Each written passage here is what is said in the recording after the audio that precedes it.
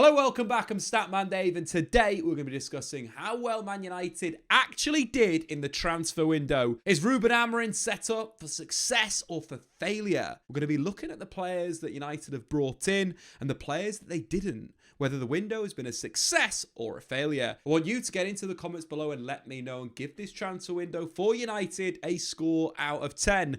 Of course, if you're new around here, make sure to hit that subscribe button, like the video. But anyway, let's get this party started. Arguably, Manchester United's biggest area for improvement was the forward line. Erik ten Hag's front three managed to score just 9 goals in the league under Ruben Amorim, as United went on to record their lowest ever goals tally in a single Premier League campaign. And a lot of that came down to the players not really fitting the system. So in terms of Ruben Amorim's structure, it of course is a 3-4-3. But the really interesting part for me is those two number 10s. And Manchester United just didn't have that in the opening part of Ruben Amorim's tenure as Man United manager. And actually, if we reflect, it would have been better for Ruben Nistelrooy to continue through the season and then bring Amorim in the summer and try and cater for what he needs in his tactical shape and system. The biggest problem with the two players that Man United could play in those forward positions, we're looking at Garnacho, Marcus Rashford, is they tended to like to pull wide into the wide areas, then take a man on, cut inside and get a shot away. This isn't really what Ruben Amorim wants in a number 10. In terms of those profiles, he wants a playmaker and he wants an inside forward to stretch the opposition's backline. Meanwhile, Rasmus Højlund just looked completely shot of confidence. I think a loan move to Napoli is a great move for all involved, allowing Højlund a chance to get his career back on track and allowing United to recoup a significant sum of money. If Napoli do, of course, qualify for the Champions League. But as Serie A champions and with the great Scott McTominay, that won't be a problem. With the first choice front three gone, Manchester United acted decisively by signing two of the best finishers in last season's Premier League, as well as one of the hottest prospects in Europe in the centre forward position. In terms of the blend of the trio, it's already better. As we mentioned, Ruben Amorim likes an inside forward to run in behind, he likes a playmaker to come off the line and combine with midfield, and he likes a 9 to stretch to the defence as an advanced forward. And whilst the trio are yet to start a match together, Mbeumo and Cunha already look like they've made a significant improvement to Ruben Amorim's Manchester United. And starting with Matheus Cunha, his ability to receive back to goal and flip the tempo of an attack is really important. Of course, for Manchester United, that's balls from the outside centre-backs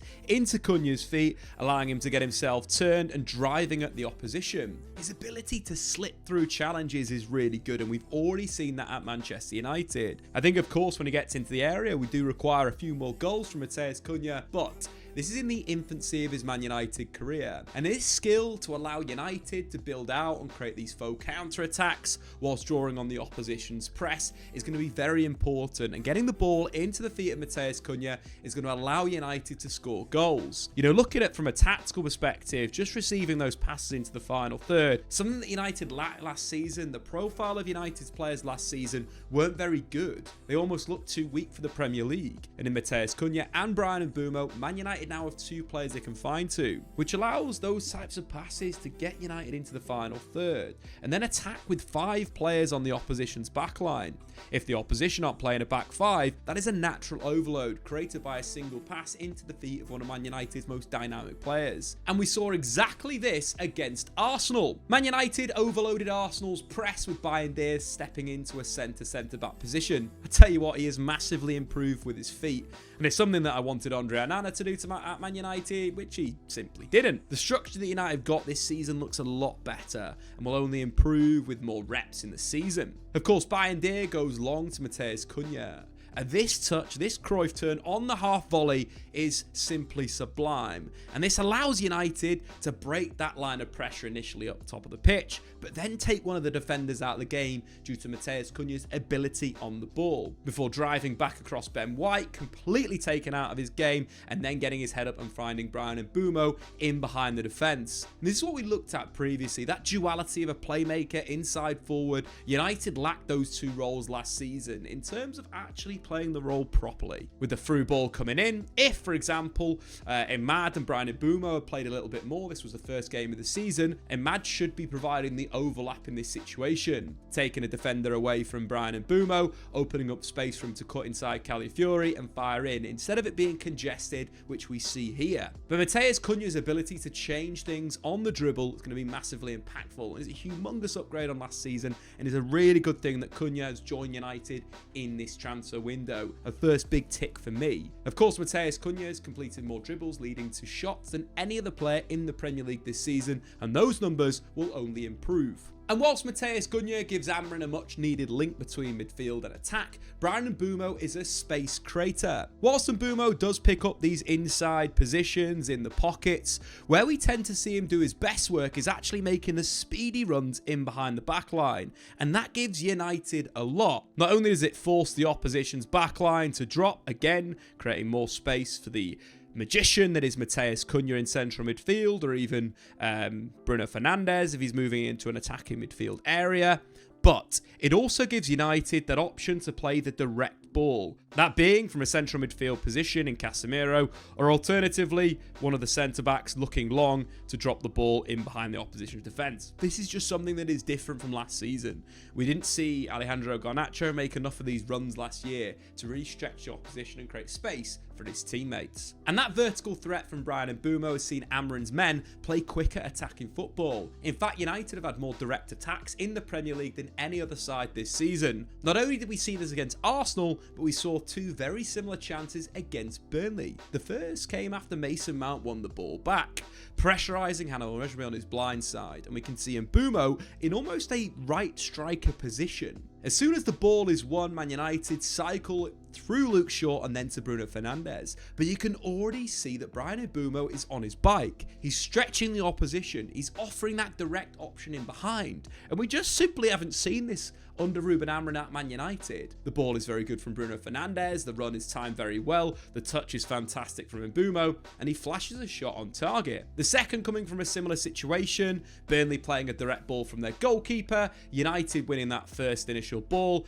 and Mason Mount taking it down with a brilliant first touch, opening himself up, and once again Mbeumo is threatening the back line. He's making that run in behind the defence. Mount finds him with a pass over the top, he takes a good touch and fires the ball just wide. But this option is super important for United going forward. And looking at the data, Man United have made more off the ball runs behind the opposition's defensive line than any other team in the Premier League this season. And Brian Mbeumo, of course, is the player that has made the most. And this is something that United just didn't do last season. And although it hasn't quite translated to the points, the underlying data suggests it will. Not only do United rank #1 in the Premier League for XG, but Scout has them second for expected points. And that's all without Benjamin Sesko starting a match in the league yet. Whilst it's super early in Sesko's Man United career, it's clear that if nothing else, it'll give United another way to create chances, and that is through crosses. Benjamin Sesko scored 8 goals from 28 headed shots during his time in the Bundesliga. Given his height and huge leap, it's pretty easy to see why.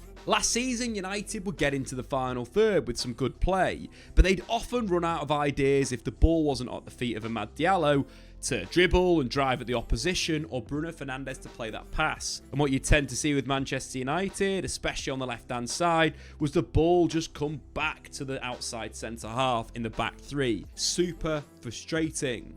But with the creativity of Mbeumo and Matheus Cunha, it's allowed United to create more chances, as highlighted by their increase in non-penalty goals per 90. But if all else fails, United need to start just slinging balls into the box, of course, for the main man in the middle, Benjamin Sesko. Not only has he got that leap, but I think he's very physical and aggressive and can win the aerial duels, and it's something United need to do. So let's take a look at almost undefendable chance that United can create for Sesko. We start the playoff on the right hand side with Amad Diallo. United have created a wide triangle, Mazraoui at right centre back and Mbeumo as that inside forward, and Amad Diallo wide as a wing back. Amad Diallo cuts back and drops the ball inside to Mazraoui. He then makes a run inside, which consequently opens up space for Brian Mbeumo in the wide area. This allows him to take a touch and then get a ball into the box, hanging it up on his weaker right foot. As the ball goes in, there is only one winner. The leap from Sesko is brilliant. Of course, the direction of the header could improve, but this type of crossing situation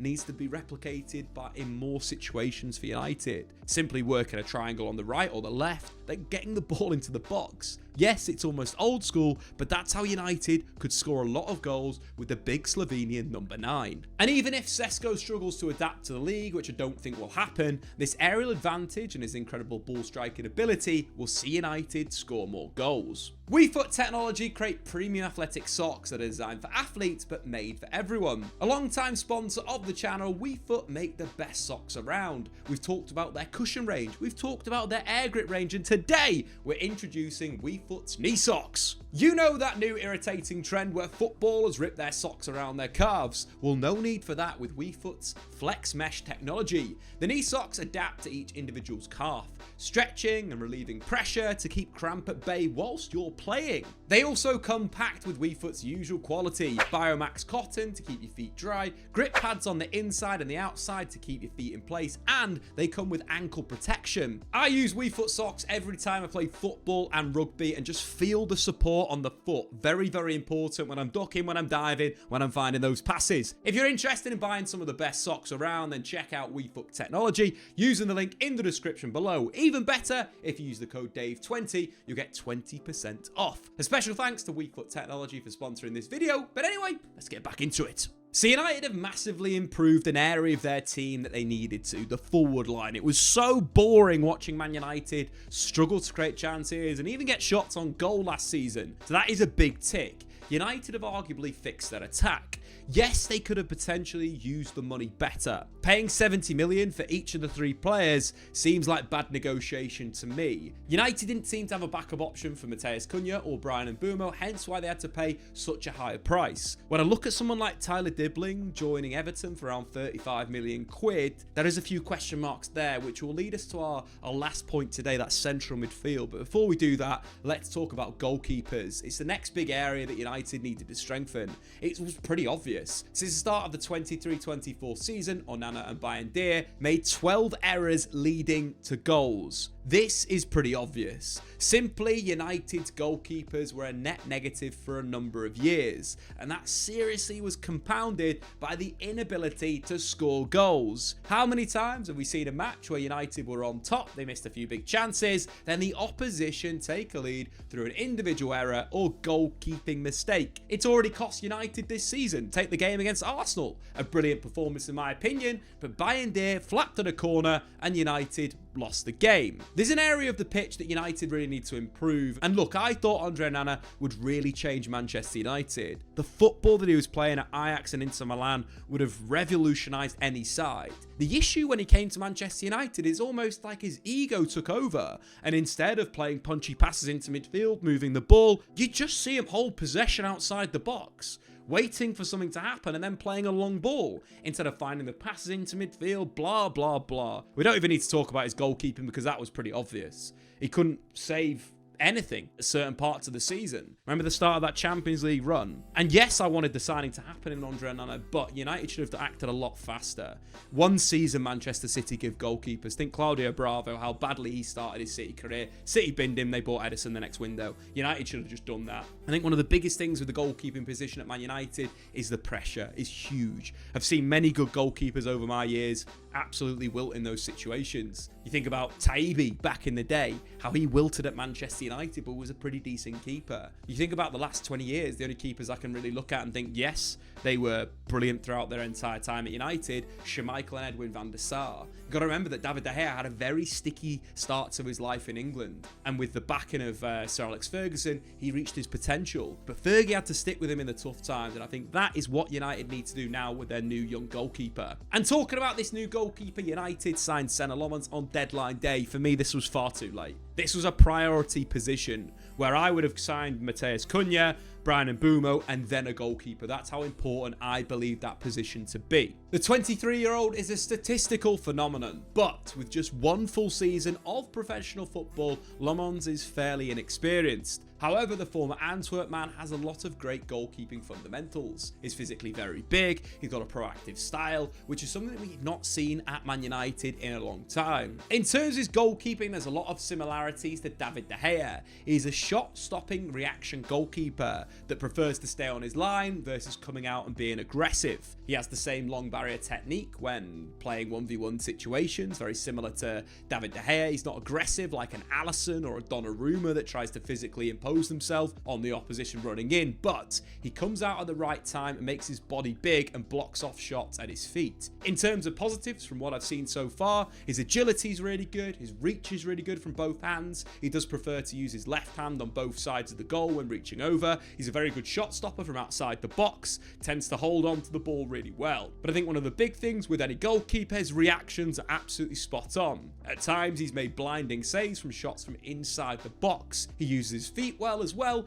That's either sticking a foot out to block a shot or, of course, the 1v1 long barrier technique we mentioned before. In terms of the areas of improvement, he could be stronger with some of his saves. He can misjudge the flight of the ball, which can leave him in no man's land, and sometimes he can get beaten at the far post. But again, a young goalkeeper with big potential. I prefer this move massively over signing someone like Emi Martinez, a goalkeeper that's at the back end of his career that would want a lot of money, and United would have to spend 30-40 million pounds in signing him. Lammens comes as very low risk. He'll have to step up at life at Manchester United. He's the personality, but he's had a great season in the Belgian Pro League. And we've actually got a really good recent example in Bart Verbruggen. Per 90, when he moved to Brighton, his post-shot expected numbers dropped off by about 0.28, whilst his save percentage only dropped by 3%. If Lammens was to suffer a similar drop-off in those shot-stopping metrics, he'd still statistically be the best shot-stopper in the Premier League. Obviously, it's not quite as simple as that, but bringing in an excellent shot-stopper is better than bringing in a bad shot stopper. Meanwhile, his cross prevention and sweeper keeper actions are influenced by team style, but Verbruggen actually stopped twice as many crosses in his first season in England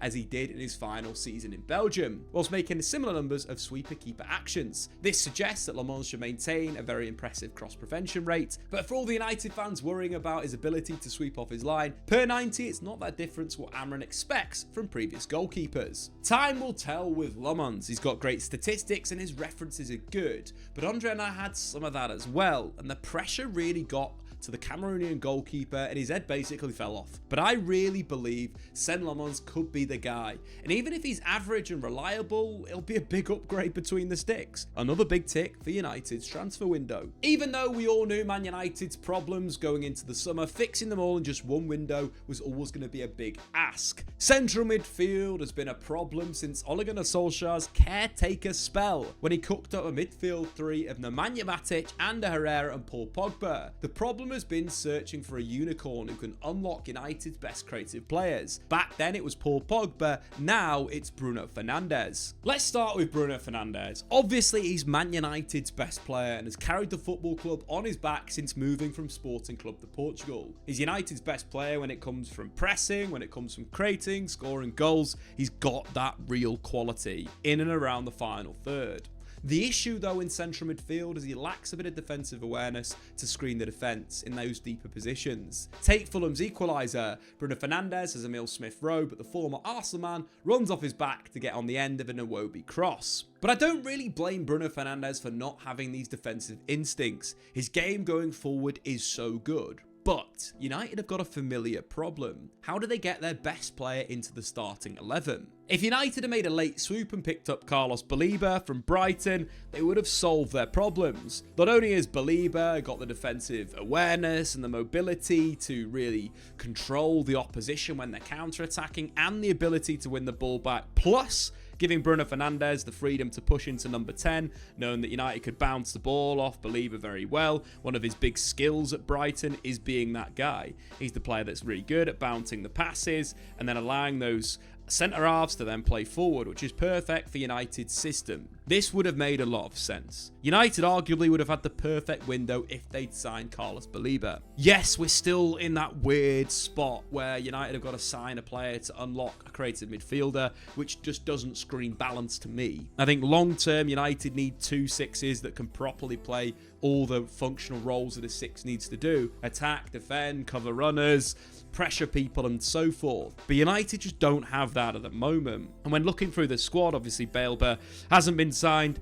I'd rather see Kobbie Mainoo play more minutes and United be a more offensive football team. From this position, when we're looking at United's starting 11, I'd rather see them beat teams and try and score more goals than try and deal with maybe the sluggish midfield of a Casemiro if he's going to have to play week in, week out, or a Mbeumo Sesko whose confidence on the ball has fallen off a cliff. I would rather have Mainoo play in those positions. And yes, there's certain things that I didn't like about Kobbie Mainoo in the end of the window, requesting a low move. I thought that was a bit stupid. He's a player that needs to grow at Man United. I think he should get more minutes, but he has to do it in training. I think one of the big things we've seen with Ruben Amorim, it's zero tolerance if you're not going to be fully 100% in training, and that is a message that he sent Garnacho, that he sent Marcus Rashford, that he's sending Mainoo right now, and that's something that easily can be changed. That's all about just being a little bit more applied. Obviously, we don't know what's going on at United, but I'd like to see Mainoo play with Bruno Fernandes in midfield. Forget the defensive side of the game. Let's just get aggressive. And I think one of the big things with Mainoo is we've already seen improvements playing within this Amorim system. He looks bigger, he looks sharper, and he can break lines with a dribble, as we've got here,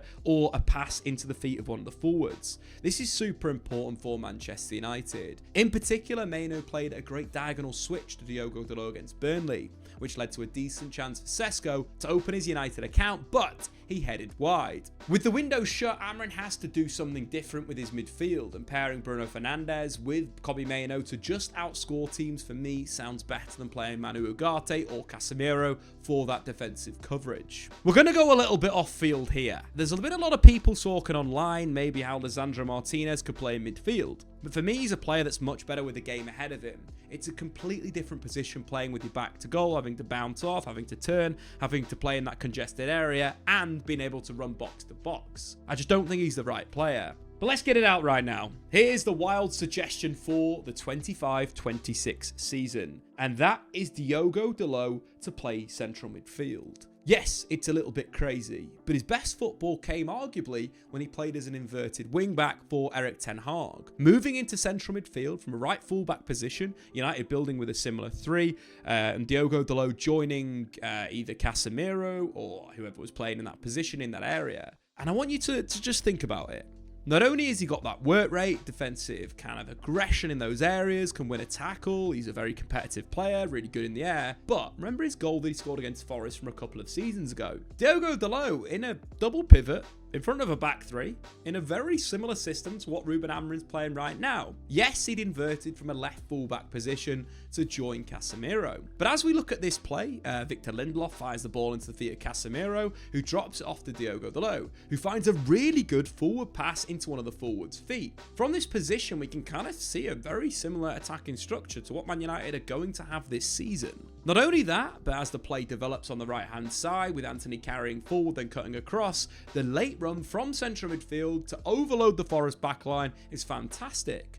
The touch is really good, and the finish to score his first United goal on his right foot is good. I'm not saying that this is something United should do right away, but I'd like to see that Man United try this. Diogo Dalot's got some good technical ability about him. He's got a good engine. He's got a lot of qualities that really suit Amorim's double pivot.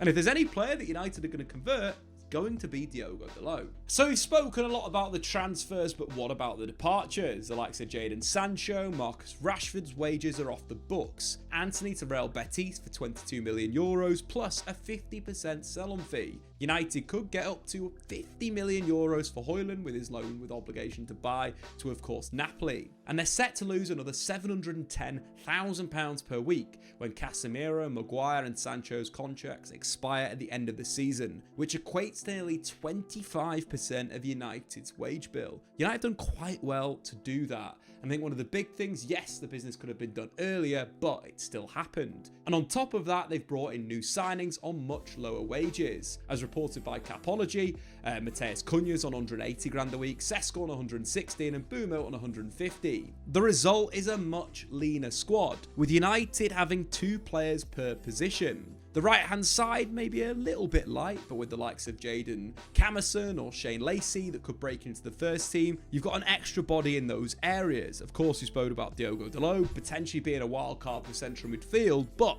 of course Camerson could come in and cover that position. But I think in terms of success and failure for Ruben Amorim, there's enough that's been done this summer to get some sort of quality on the pitch. And we are seeing it with the data. United ranked first in the Premier League for shots, expected goals, touches in the penalty area, and of course Woodwork's hit. These are stats that didn't happen last season. And yes, with a new central midfield pairing, we could see Amorim's vision. But anyway, guys, what do you think? Was Man United's transfer window a success? Obviously, only time will tell. In terms of rating out of 10, get in the comments below.